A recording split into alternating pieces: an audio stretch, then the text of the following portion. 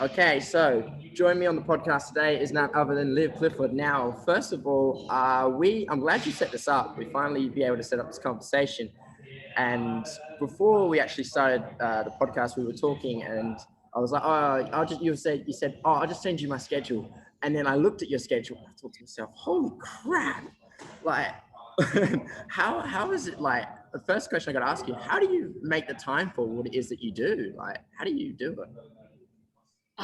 It's a busy schedule, definitely underestimating. I'm always constantly on the go from like 5 o'clock in the morning, 5:30, all the way through to 10, sometimes 11 o'clock at night, depending on work and uni schedule as well.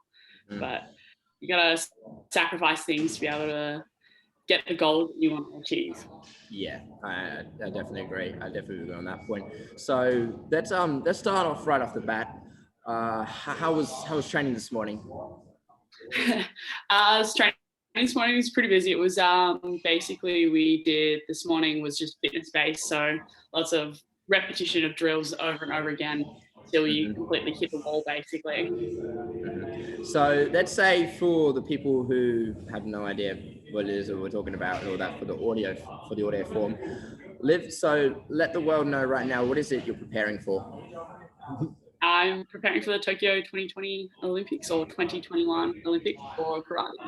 Very nice. Now, so you've been practicing karate for how long now? 19 years. I started when I was 3. I just turned 21. Wow. Congratulations. How was your 21st? I was busy, big night. Yeah, very good. And what did you guys do? Did you guys like go out or did you stay indoors? What did you do? I had a huge house party. I had about 115 of my closest friends all come, and yeah, it was awesome. My family and everybody from up north, where I'm originally from, all came down to Perth and to celebrate with me. It was pretty awesome. That's awesome. So let's talk about that. Liv, you said you came from up north. Where were you from originally? So originally I'm from a small town called Donga. It's about 4.5 hours north of Perth. It's about half an hour south of Geraldton. So very small town, probably about 5,000 people in it in total. So I'm guessing you were born there and you grew up there. When did you first come to Perth, or when did you decide to make the move to come to Perth? So when I was about 11, I had a conversation with one of my coaches at the time, and I was driving 3 days a week with my mum down to Perth and back for me to train and be on the state team and the Australian team. And mum and dad sat down and had a conversation with me and my coach at the time, and were like, I think it's best if we send you to boarding school in Perth so you can follow not only a better education path, but also follow your dreams in karate. And so basically I moved down to Perth in 2012 and became a boarder at Santa Maria College. Okay, so did you move down here with your family or by yourself? By myself. Myself. So I moved down I was 11 at the time. Oh my God. Well, what was that like for you, moving down here on your own at 11? It was very interesting. Like, I never had so many people around me at the time, let alone so many girls. So going to like an all girls environment and being someone who does typically a different sport to what girls do, it was very interesting. And at times girls were a bit like, didn't know how to comprehend what I was doing. But yeah, it was a great experience, and I wouldn't change it for the world. And the education I received at that school as well, whilst being able to train full time, was amazing, and something I always take for granted. It was amazing. So you trained full time throughout your high school and I would say primary school career as well?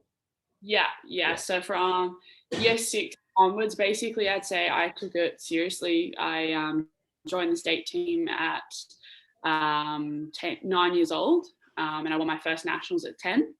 And from there, I haven't lost a national championships since. So I'm going 11 years straight now with a national title. Wow, that's a big achievement. Yeah, so it's been busy.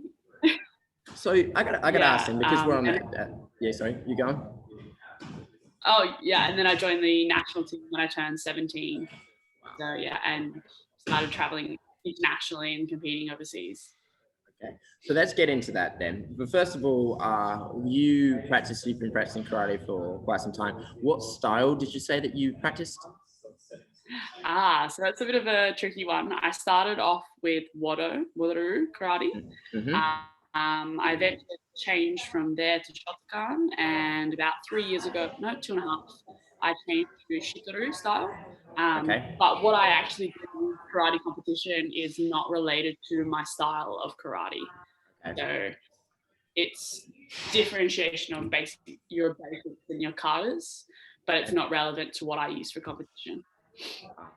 I understand because the reason why I had to ask was because I did I did shotokan karate by the time I was age 9 to about 13 years old, and then so I got quite familiar with the kata. I was quite familiar with the sparring, and then I had a buddy of mine like 3 years ago introduced me to the old. And I'm gonna get butchered for if I say this incorrectly, but I think it's pronounced Kyokushia. It's one of the traditional old school. Did I say that Kyokushin. correctly? Yeah. Kyokushin. Close, yeah. Oh, so close. So Very close. that was the very old school traditional one. And then I actually looked at what the step process was and the kata was, and I was like, this is completely different to what I had to do. So that leads me to my question. What was the transition like for you in between different styles? In terms of my fighting, there was no difference. I changed clubs for better coaching purposes and a step up in my career. But in terms of classes and learning basics, every single style that I did that I am doing is completely different to one another in terms of length, of stance, or types of punches that you would do.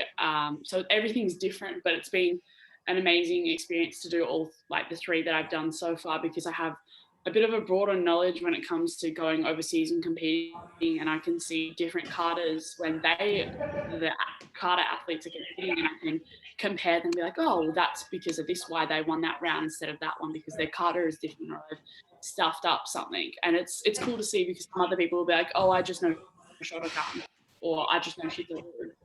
And so you kind of get a basic understanding of all of them, which I think is awesome. It's a fundamental. I think it's really fundamental to have different styles up your belt to be able to see them and understand. Understood. So let's talk about your time in competing and all that. Now, when you said you went to your states you started competing states at 12, 11, 12? Yes? 9. 9. Okay. So at the age, wow, that's incredibly young. So what was it like then being 9 years old competing for the state titles? I think at the time, I was just out there having fun and there was no pressure. And I was just out there enjoying myself. I mean, I didn't take anything seriously then, I think, until probably like I got to my first nationals, and I came in and I got bronze, and I was so angry with myself at 9 years of age, and being so angry that I didn't win and I got a bronze medal at my first national championships. And there's photos of me that I've got of me on the medal podium, and I'm like super sour face, like not smiling or anything. And then only a year later, going back to nationals, and that one was in Sydney, and I won my first nationals, and there's a compared difference in the podium and the smile on the platform. It was so funny, but I think I started taking myself seriously, and I was like, I don't want to lose to people. I hate it. Like, it's possibly, to me, losing like a match. Yes, you gain heaps of experience, but I find it frustrating. So I'm like, I can't lose. I've got to be better than everybody else. And I think that's why I have such a hectic schedule, because I want to be the best of the best. I don't want to be someone who's mediocre. I understand. So it sounds, the way I'm hearing it is, I would say, would you agree that you've been quite naturally competitive for most of your life? Completely. I come from a family that's quite competitive in all sports that we've done. So yeah, I'd say naturally very competitive. Yeah. So tell me about that then. What was that like growing up in a competitive family? I think it was awesome because it pushed each of us. Like, my eldest brother played polo and polo cross for Australia, and he played skate basketball for the Drop Buccaneers, and he played in the understates for the Wildcats and things like that. He was an amazing basketballer. And so we would spend hours just practicing and trying to get better at everything that we did, and it made us more competitive. And my eldest brother even did karate as well. He did state championships and stuff, but he's a bit more of a gentle soul than me. And he ended up actually hurting somebody at one of the tournaments, and he quit. He was like, turned to me and mum, he's like, I can't do this. I can't hurt people. But I love the sport. So Kia ended up giving it up, but he chose a different path with other sports, which was amazing. And mum and dad were both really good sportsmen and athletes growing up as well. Dad was a professional sailor for Australia and windsurfer. Mm-hmm. And mum used to play state level netball and things like that. So we're all really competitive, and we do anything for each other just to get better, basically. Wow. Okay, so a whole family of competitive athletes. So yeah, did your parents ever do karate or any form of martial arts, or was it just something your brother picked up and you did? None at all. None at all. Okay. And my elder brother started it, and I had to be better than him, so I ended up staying with it though. Good for him. That's a little one up over him, so I'll give you that for sure. So in your whole time of competing, did you ever experiment with any other forms of martial arts, or was it just always the karate and transitioning across different styles? I have done BJJ a little bit. Mm-hmm. I find, which I think is really awesome, because we can transition BJJ into karate. Obviously, instead of for like all your takedown skills, except for in karate, we can't use two hands to do a takedown. We have to use one hand. So I did a lot of sessions, one-on-one, asking how you would do different takedowns differently and things like that, which I found really interesting. And yeah, so I implemented some of the stuff that I learned from BJJ to karate. Okay, so just let me ask, why is it you can't use two hands for a takedown?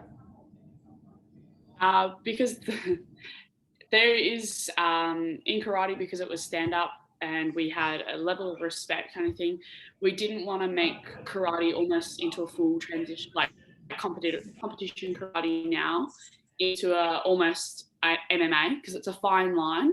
Mm-hmm. And what was happening was we were two-handed takedowns, and sometimes when the force of the throws that we were doing actually injured other athletes, and we had a couple of knockouts and concussions from the throws. So what happened was we changed it to one-handed takedowns, but you had to be able to do it within 3 seconds, that takedown. So you get into the clinching position, and you have to do that once, the one-handed takedown. And it's a lot faster, and it's a lot cleaner, and the referees can see it and can score it a lot better when you punch them on the ground or up after, versus like having full hands, two hands, and throwing. So it was a bit more sports rather, like sports karate, rather than going traditional. So it was just a different change in different direction. But I think maybe after the Olympics, they'll go back to two-handed takedowns. So it all depends, basically. That's okay. So let's talk about some of the rules then. I mean, I could barely remember, but back when I was younger, when I was competing, I remember that karate is scored on points depending on the type of where you land and what you throw. So can you give us a little bit of insight into, like, let's say, that national level rules? Okay. So all rules across the board are the same, whether you're state, junior, national or international competitor. So that's all the same rules. So any punches, face or body, is 1 point. Any body kicks, so you can have your side kicks, your roundhouse kicks or anything to the body, is 2.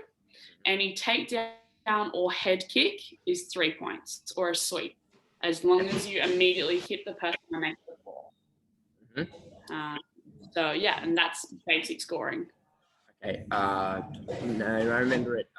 What do you get if you sweep someone and you punch them in their back? Is that more points, or do they just score the sweep? It's still 3 points now. They changed the rules for the Olympics, and so it's a lot more clearer for a spectator to watch. And yeah, so it became a lot clearer, a lot easier to score. So yeah, any takedown or sweep is 3 points, no matter where on the body you hit. And how long are the rounds? for this changed only 2 years ago. It used to be 2 minutes for women and 3 minutes for men, but yay equality. We've now got 3 minutes for the women and 3 minutes for men. Okay. And so let's talk about now in your time and your progression. How long did it take for you to get your black belt? I got my first black belt at 12 in shotokan style. Okay.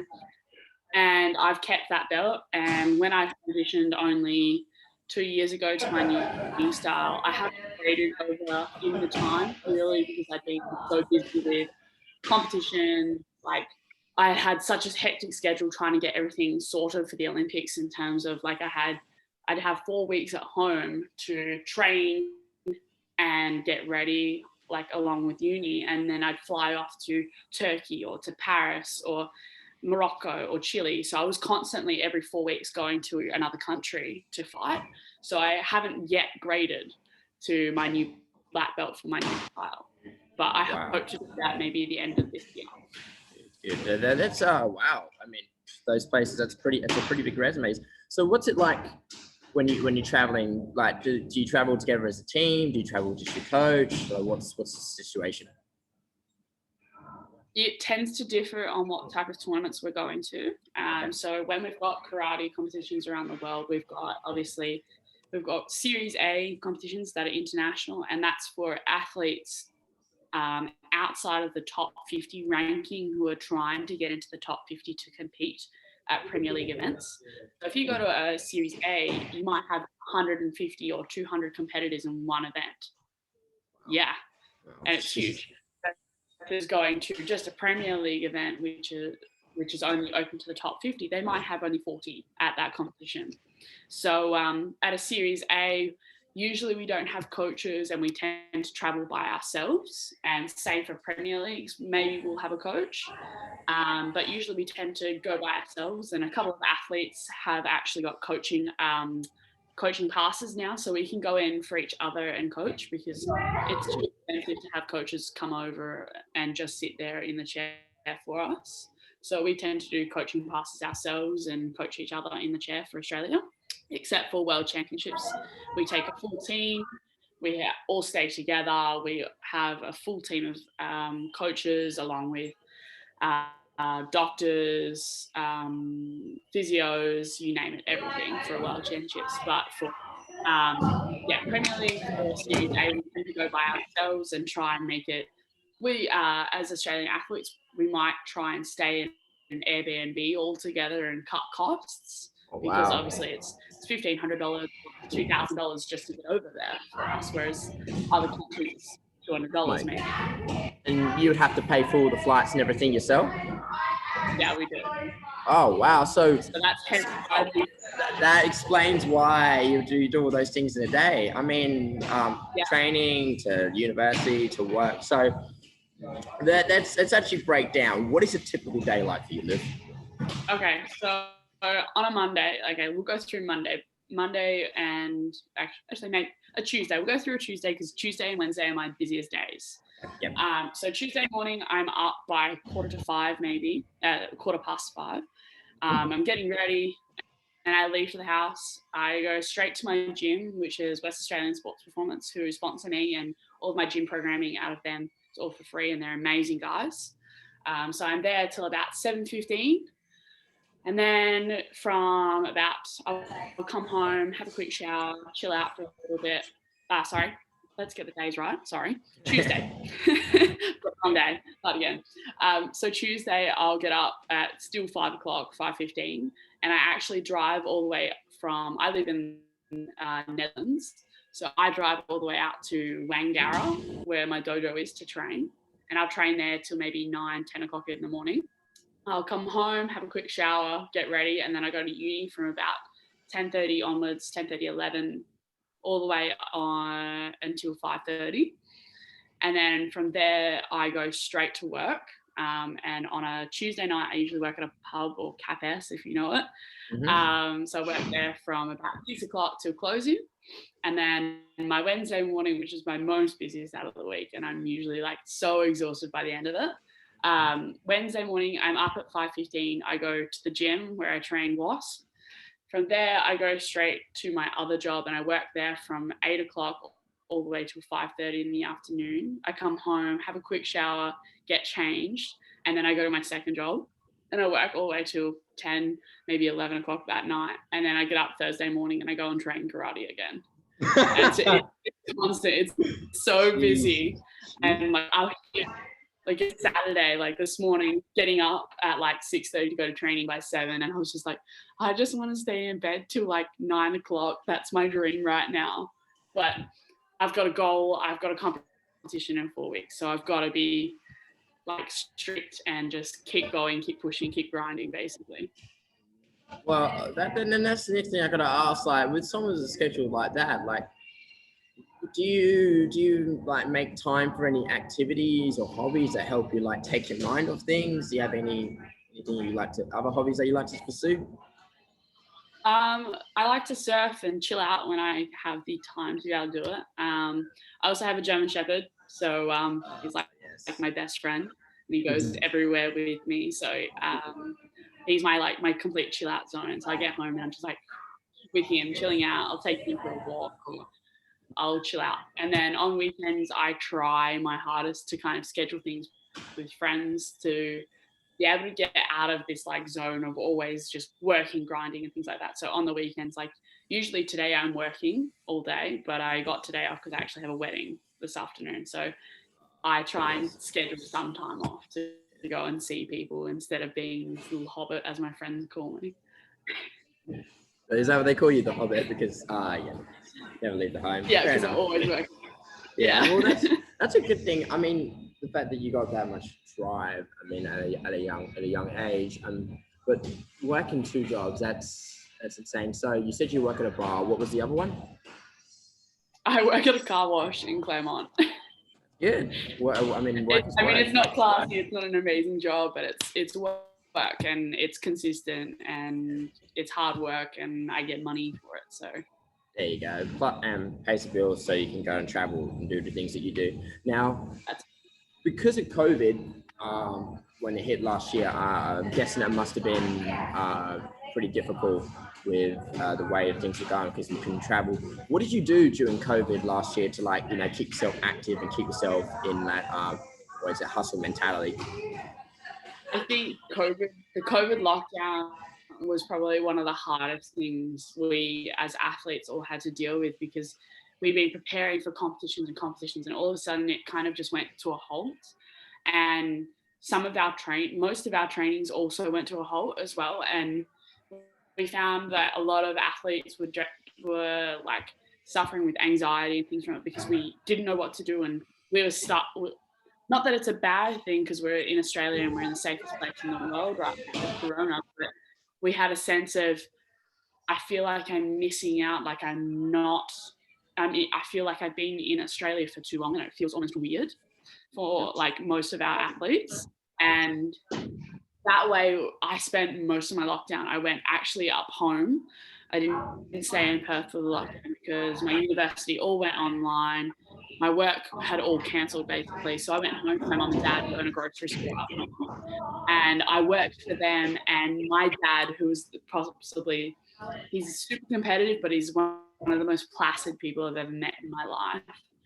And he would get out his karate gear to come and train with me because I was struggling mentally, going like, I don't know what to do.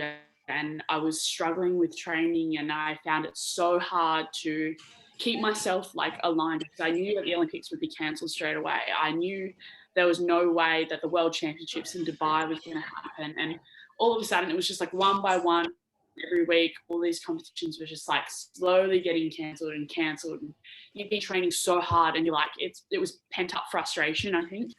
And so dad would get out and no experience at all with karate. And he'd get out and he'd be like, oh, you can come train with me. And he'd get in the gym and he was amazing, absolutely amazing. And that's something that will remain in my heart forever, that my dad, who has no experience, was willing to get out and help me because I wasn't dealing with it properly. And just amazing. And I ended up locking myself down and training 3 times harder. I had never been that fit before. And I was just smashing goals one by one, but I had no competition to show off what I'd been doing. And I think that was kind of my built up frustration. But besides that, I was feeling better than I'd ever felt. I was training harder than I'd ever trained before. And I'd been home with my family for the longest I'd ever been since I was 12 years old. And that was probably a blessing for me. I got to spend some quality time with my family. So that was cool. Well, that's good. That's great to hear because I understand for a lot of when COVID struck last year. That was when we came up with the idea. That was when me and my best mate, we fully came up with the idea that we're going to commit to this podcast and we would start taking a look. It was something we would talk about for 3 years since we known each other, and then when COVID struck, I was still working as he wasn't, and then he needed someone to do his time, so we set everything up. And then when I started talking to athletes about what did you do during COVID, the ones that I come across that are the most successful were the ones that took this whole COVID period as actually an opportunity to get better. Like some guys told me stories that they would literally steal stuff, or they'll take stuff from their gym, bring it home, make homemade equipment. And I think that what you just said really is important because now that you've able to get through this whole like pandemic, not being able to travel around, not being able to do what you love, but turn it into something positive, that's probably one of the best skills we can have as athletes in order to grow. So what the next question I was going to say is, we talked about studying at university. So what are you studying again? So I'm studying nursing at Notre Dame. I'm in my final year as well. So everything's so busy. Yeah, good for you. So if you're doing all the way in Notre Dame, that's all the way in Fremantle. So what do you do? Do you have to drive down there or do you do it all online? Because I know that nursing is quite practical.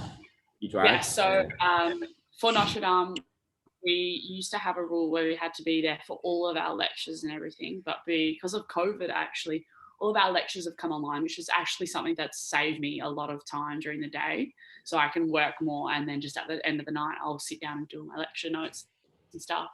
So I'm actually only at uni on a Tuesday from 9 o'clock, 10 o'clock onwards, all day till 5:30. And I'm just smashing out all of my practical units and things that I actually have to be there for. And the rest I'm just online and I'm grinding hard, basically. Well, I'm glad you enjoyed online because I did not. For me, I'm a very practical learner. I like to be in there. I like to go into. I actually like to enjoy being at university, enjoying the lectures, enjoying interacting with the people and talking. And then when it went online and doing Zoom with the classmates, it was like I can't just sit here. I got to do something. I'll be like eating food or Netflix in the background, or I'll be changing my background to something stupid so I make everyone laugh because it's boring. But that's good. So moving on now. Once you've graduated and you've got your degree, are you trying? What will be happen then for you? You're going to take nursing full time or part time, or how would you find a way to keep karate going? Oh, I will find a way no matter what. But I think I would like to take it at least full time, and I'm hoping to go into emergency nursing, so ED basically. So I'll be there 5 days a week, which is from like 7. Our hours are usually from 7 till 3 or from 3 till 11 or 11 till 4. So it's actually not too bad. I can find time around it. Mm-hmm. So for instance, I think I'm probably going to try and take most of the night shifts working at ED, sleep for 3 or 4 hours when I get home, and then go and do my training all throughout the day. So that's probably my plan, but I haven't got there yet, and we'll just have to wait and see, and I'll replan and I'll schedule things around it, basically. So let's go back to competing, okay? Can you give me let's say in basic form, what's your training like in the weeks building up to your competition? So that's what I'm into right now. Mm-hmm. So I've got 4 weeks. I'm about to fly out to Sydney to go and compete in the Australian Open. So basically, right now, all of my gym sessions are heavy weights, short reps. So getting that real explosive power, all of that type of training for my gym programming. And then for my karate stuff, at the moment, we're still doing a lot of scenario working and what type of attacks, what we use, or defensive moves in terms of if this person's going to do this punch, what would I use outside of that? And we just be constantly drilling that and drilling that. And then, so that's we do that 2 or 3 days a week. And then 1 day a week, we'll actually do sparring sections where we're putting this into implement of like testing, trying to make that person do what we're wanting them to do, and then be able to score off it or completely just be able to fight again. So we're doing complete matches. We do an hour of matches, which is roughly it's roughly about 10 fights in an hour. Wow. We're just smacking them through like constant. And for me, I don't actually have any females to train with. So I'm with a bunch of boys and we just constantly rotate through each other. But it's awesome because you've got different heights, different weights, different speeds, and we're constantly training. And then by the time I get to an actual competition, I feel like I'm 3 times over prepared because I'm fighting with boys rather than girls. And it's amazing. It's an amazing experience because you go from fighting 3 times faster to almost what it feels like to me when I'm fighting. It feels like I can see things in slow motion and I can kind of react 3 times faster than most other people, which I think is really awesome. So yeah, but training hectic at the moment, but it's awesome. Yeah. I love it. Good. So what would you say has been let's say the biggest change to your game plan coming into the Sydney? What is it? Was it Sydney national qualifiers? Australian Open. So it's a selection for the Australian team again, basically. What have I changed? I've definitely changed my fighting style a lot. I've gone from I tend to use a bit of, we'll start that one again. I tend to usually be an anticipator fighter. So I tend to like to make people react and then react from there. And basically I've changed the last couple of months to becoming someone who's comfortable with just taking the opportunity away from them and just scoring when I want to score instead of going, oh yeah, I'll make them do this and then I'll score. So I'm becoming more of an attacking fighter, which I think is needed for European and international circuit instead of being the person who waits too long. So now I'm starting to get a little bit more aggressive in my fighting style, I think. Yeah, very nice. Do you reckon that sort of comes from sparring with the boys all the time, or is this something that you've sort of developed? I think it's something mentally that I've changed about myself because I was noticing like I would be in Australia, I couldn't actually get girls to attack me. I guess it sounds really smart ass, but it's hard to get girls to want to engage in a fight versus when I go overseas and internationally and you've got girls from Turkey or Iran and they're ready to take your head off. So you've got to be ready. Versus in Australia, girls are a little bit more reluctant. I feel like sometimes I scare people. I have a tendency because my face is I've got definitely an RBF face and I tend to be pretty scary. And I'm like, oh, I wish I didn't have this face so girls would attack me because I'm not doing enough. And so now I'm like, if they're not going to take the opportunity, I'm just going to take everything and just score no matter what. And I'm trying to score in most of my fights. So we have a 3-minute fight, but if you're the first person to 8-0, you can do it in 20 seconds, theoretically. So now my mindset is, okay, then if I know this fighter isn't good enough to be at my level, I'm just going to win the fight within 30 seconds, game over.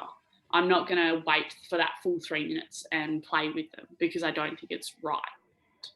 So my whole game plan now is just score and just be like, who cares who's in front of me instead of, playing around with people. Okay, so let's talk about day of competition. Okay, so you're in Sydney, you got about 6 hours before you're competing, you're woken up. Do you go through some sort of like pre-performance routine when you compete? Yes, I'm definitely very strict of what I do leading up to my fight that day. From the moment I wake up, I've usually got music. I've got it on my computer at the start, and I'm playing music while I'm doing my hair. I put my hair up religiously in a high ponytail, and I've got it always slicked straight back. And then I put my headphones on, and I'm like, don't talk to me the whole day, basically. Don't talk to me until I'm ready to talk to you. And I've had people like my mum and dad, like days of competition, like mum or dad have asked me like, oh, Liv, have you got this or that? And I've just taken my heads off and almost screamed at people like, leave me alone until I'm ready to talk, or like I'm ready to fight, because I need to get into my own head. I'm very chilled out, very like relaxed, but until I'm on that day of competition, I'm like so like aggressive, and I'm like just very like my mind is narrow, and I'm like, anything else that's got no relevance to my fight, I don't want to hear about it, kind of thing. So like I'll start with headphones. I've got it on all day. I usually try to have a couple of bananas. I'm not much of an eater before I fight. I tend to get really nervous, so I don't. So I'll eat a couple of bananas, Powerade, keep it nice and simple, very simple foods, a couple of carbs. I'll have maybe like a pasta in the morning. That sounds really weird, but a pasta for breakfast. And I'll keep it very simple. And I'll take a pillow. I'll go to the stadium. I'll watch a couple of fights, and then I go to sleep. I will go to sleep for 5 hours until 2 hours before I'm about to fight. Then I get up, because I find I get too agitated watching fights, and I'm like, I overexert my energy, and I'm just like, oh, I'm ready to fight. I'm ready to fight. I'm ready to fight. Let's go. And I'm like, no, you've got to calm yourself. So I will go literally be lying in the stadium while there's people fighting, and I'll just be dead, out cold, sleeping with my headphones on.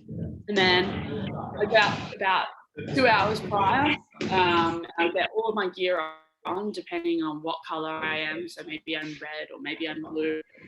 I'll get my gear on. I'll spend 30 minutes stretching nice and lightly, getting limber. And then I go through about 40 minutes. I'll go through all of my techniques nice and slow, probably like 40% of doing multiple, like starting from single attacks to double attacks, multiple attacks, to different throws, different kicks. And I'll swap from the attacking to anticipation or countering attacks, what I'm going to do for those. And then literally 15 minutes before I'm about to fight, I'm going to be doing 2 of every single technique, and it's going to be 100%. It's going to have me doing my key eyes 100%, and then I'm done. I'm ready to go. I'm there. I'm in the moment. I'm good. I'm ready to go. And then I walk out. Referee calls my name. We put our hands up to like acknowledge that we're there. I'll bow on the side like before I'll actually walk on, because it's a 10 by 10 meter mat basically. And like you bow to each other like this, and then you walk onto the center, and then you fight. But before I do that, I like bow first, and like I jump, move my neck side to side. I like tap both of my legs, get a little bit limber. I'll walk on, and then I bow to my coach, to the other coach of the opponent, to the referee, and then I'll bow to the opponent and shake their hand, and then I'm ready. And like my whole face will be like from smiling at like 7 o'clock in the morning, just dead stone cold, like I'm about to kill you. But that's it. That's my complete strict routine up until I actually get on the mat and fight. Wow. So you've got literally everything nailed down right up until after the match started as well. Okay. Very nice. So how did you start doing this? Is this a routine that's built up over time, or is this something you've been doing for quite some time now?